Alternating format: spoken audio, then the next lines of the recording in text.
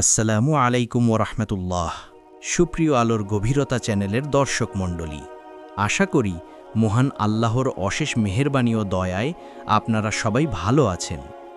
সত্যিই কি মৃত্যুর ৪০ দিন আগে মানুষ বুঝতে পারে যে তার মৃত্যু হতে চলেছে? একটা কথা কি জানেন, মানুষের মৃত্যু হঠাৎ ঘটে কেন? মৃত্যুর আগেই নাকি শরীরে কিছু সংকেত দেখা দেয়। মানুষের মুখে একটা কথাও শোনা যায় যে মৃত্যুর ঠিক ৪০ দিন আগে শরীরে ৭টি পরিবর্তন দেখা যায়।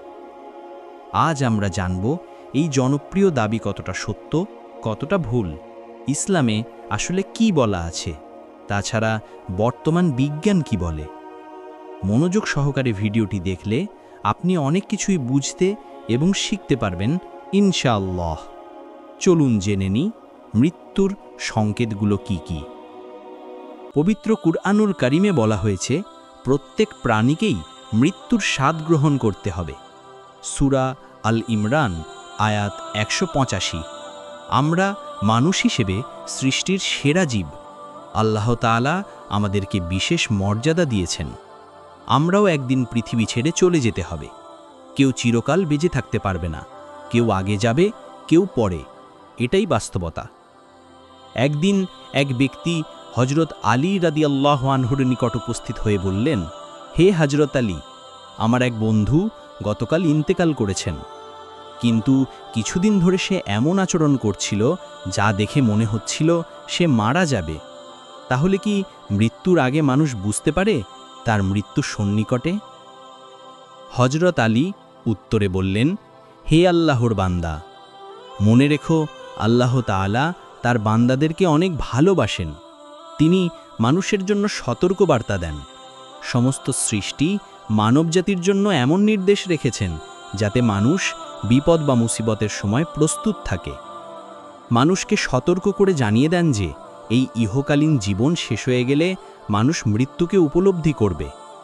আসলে মৃত্যু এমন একটি প্রক্রিয়া যা মানুষকে এক জীবন থেকে অন্য জীবনের দিকে নিয়ে যায়। এটি জীবন শেষ হবার এক নতুন সূচনা। আল্লাহ তাআলা বান্দাদেরকে মৃত্যুর ভয় কমানোর জন্য স্বপ্নের মাধ্যমে ইঙ্গিত দেন। মানুষ বুঝতে পারে যে মৃত্যু হলো নতুন জীবন এবং এই জ্ঞানের মাধ্যমে মৃত্যুর ভয় কমে যায়।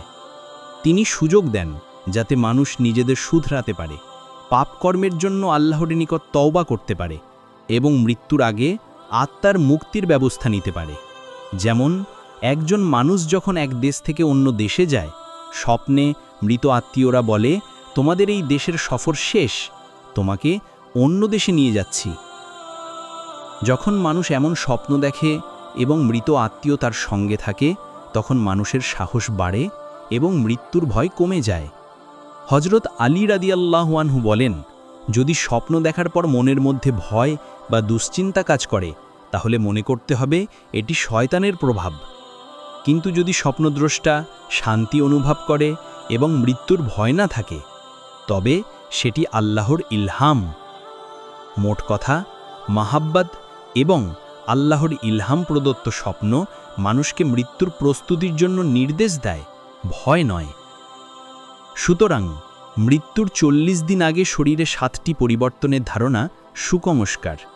বাস্তবে শরীর কিছু সংকেত দিতে পারে, আবার নাও দিতে পারে। ইসলামে মৃত্যুর সময় নির্ধারিত এবং আল্লাহর ইচ্ছা অনুযায়ী আসে। প্রতিদিনকে জীবনের শেষ দিন মনে করে ভালো কাজ করা, দোয়া করা এবং আল্লাহর ইবাদত করাই সবচেয়ে গুরুত্বপূর্ণ। কেবল আল্লাহর ইবাদত ও সদাকা আমাদের আখেরাতের শান্তি নিশ্চিত করে। ইনশাআল্লাহ এই ভিডিওটি দেখার পর আপনি বুঝতে পারবেন মৃত্যু ভয় নয়, এক নতুন জীবনের সূচনা। আল্লাহর ইচ্ছায় জীবন শেষ হয় এবং আত্মা মুক্তি পায়।